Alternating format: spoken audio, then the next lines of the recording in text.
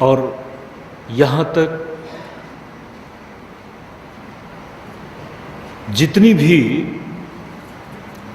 लूट खसोट, अनाचार, मुक्त, स्वेच्छाचार, यौनाचार, इस तरह से उस ब्राह्मण में, जिस ब्राह्मण को समाज का पूज्य बताया, जिस समाज की प्रशस्ति हमारी स्मृतियों में की गई, एतद्देश प्रसूतस्य सकाशात् अग्रजन्मनः स्वं स्वं चरित्रम शिक्षेरन पृथिव्याम सर्वमानवा, इस तरह से जिस ब्राह्मण की विशेषता बताई गई, वह ब्राह्मण कुमार गुणनिधि सब तरह के दोषों से आक्रांत हो गया, उसका पतन हुआ।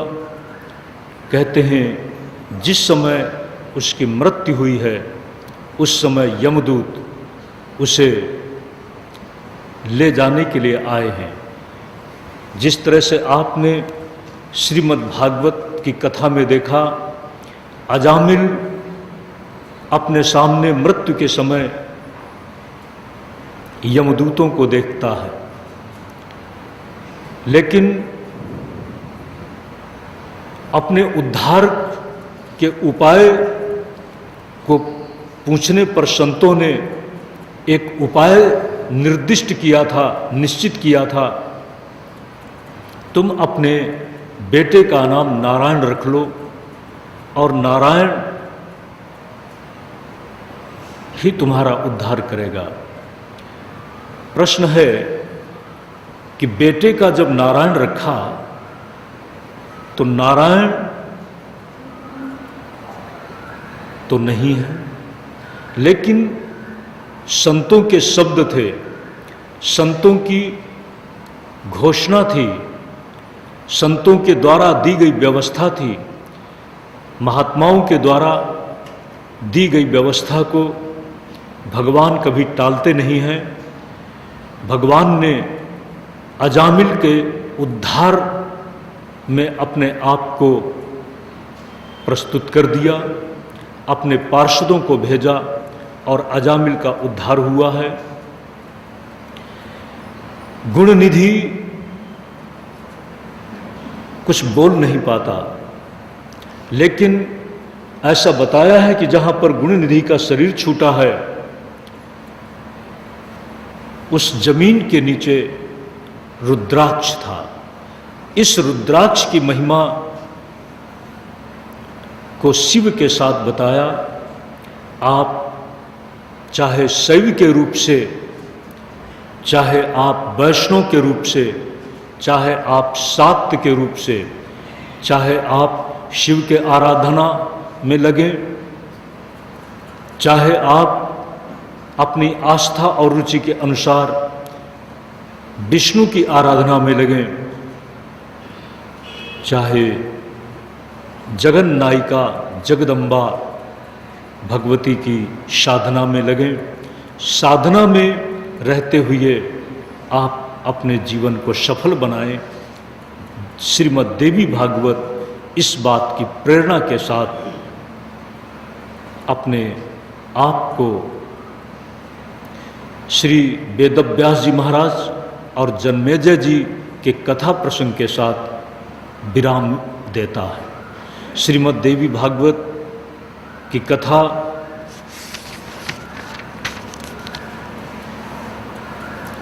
रुद्राक्ष के साथ भगवान शंकर को भस्म विशेष प्रिय है। भस्म के संबंध में कहा,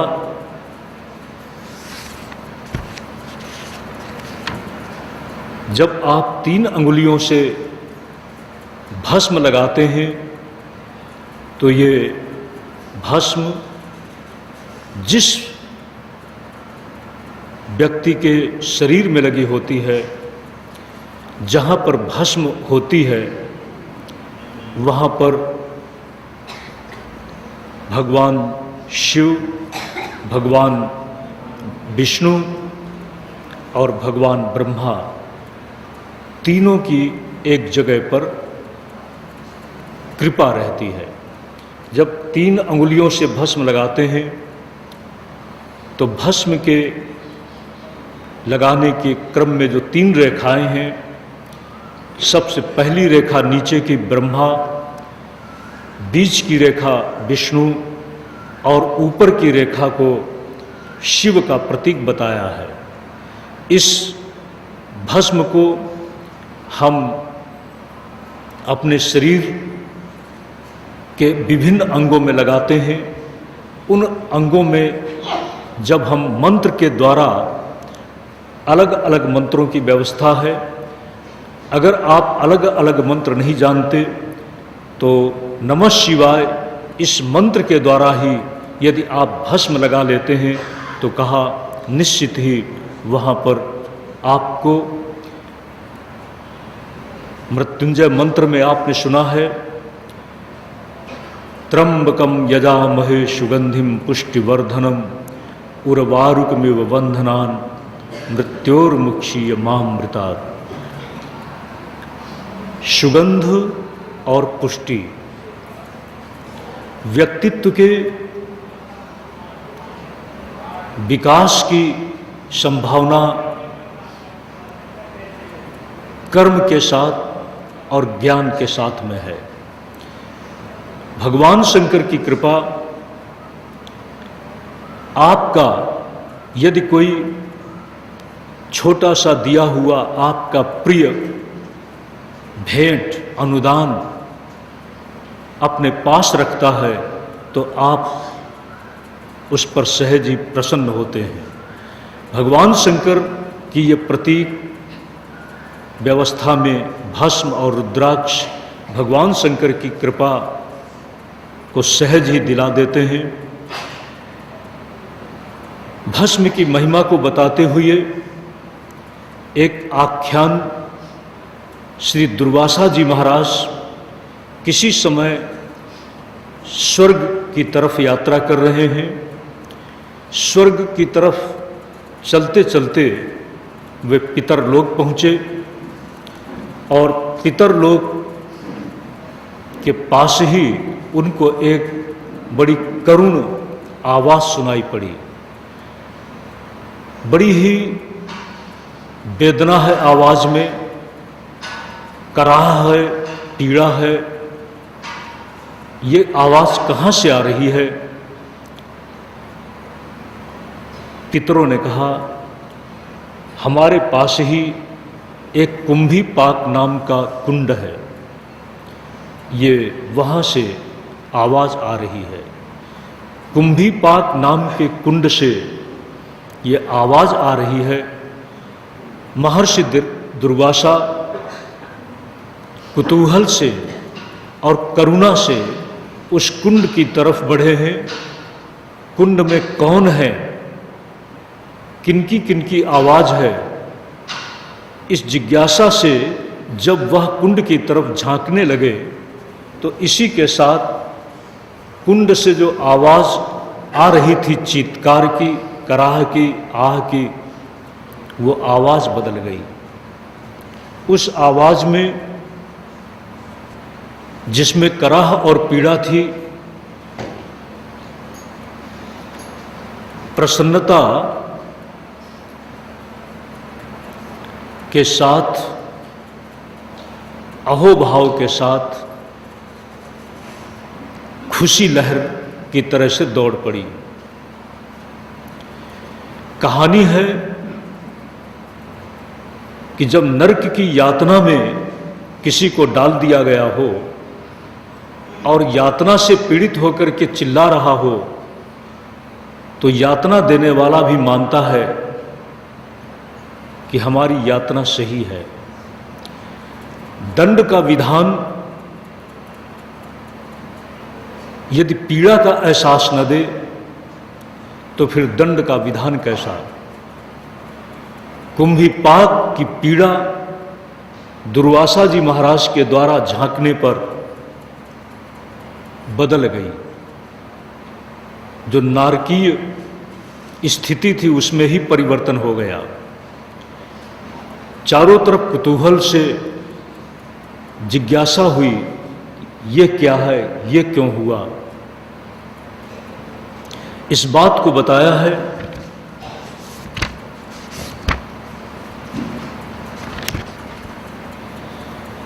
भगवान तक ये बात पहुंची, यमदूतों से, जो नरक के नियामक धर्मराज यमराज उनके पास बात पहुंची, और इसी के साथ ये बात बढ़ते बढ़ते भगवान ब्रह्मा और विष्णु के पास भी पहुंची।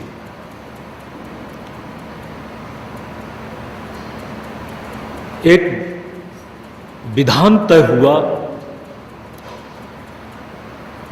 कि ये जो परिवर्तन हुआ है, जब उस पर समालोचना हुई तो ये निष्कर्ष मिला कि देवर्ष दुर्वासा जी महाराज उधर गए थे और वो नरक में पीड़ा झेलते हुए लोगों को देखने की भावना में करुणा से गए थे, लेकिन जब वो झांकने लगे तो उनके झांकने के साथ उनके मस्तक में लगी हुई जो भस्म, उस भस्म के कुछ कण गिरे।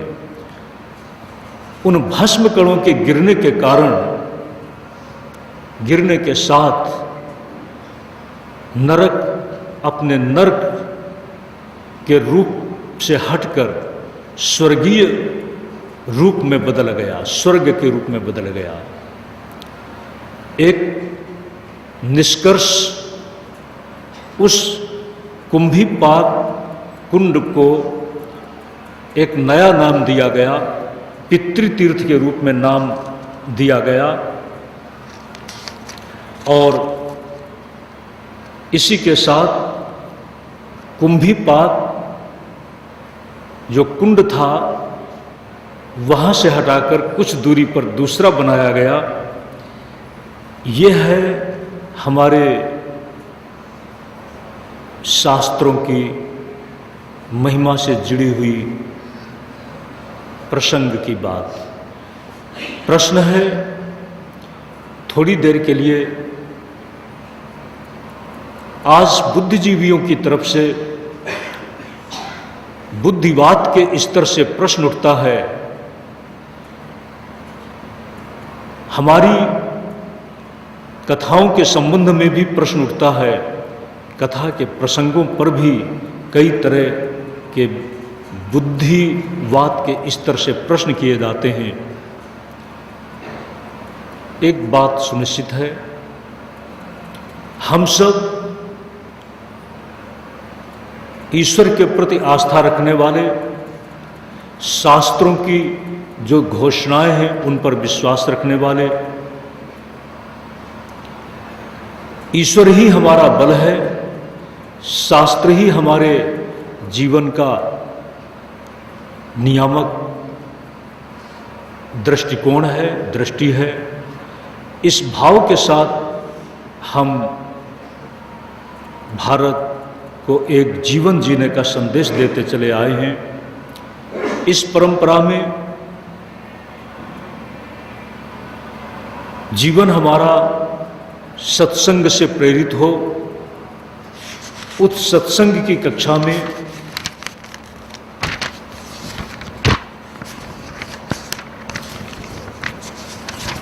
पशु वृत्ति से चलता हुआ भोग प्रधान जीवन हमें भोगों में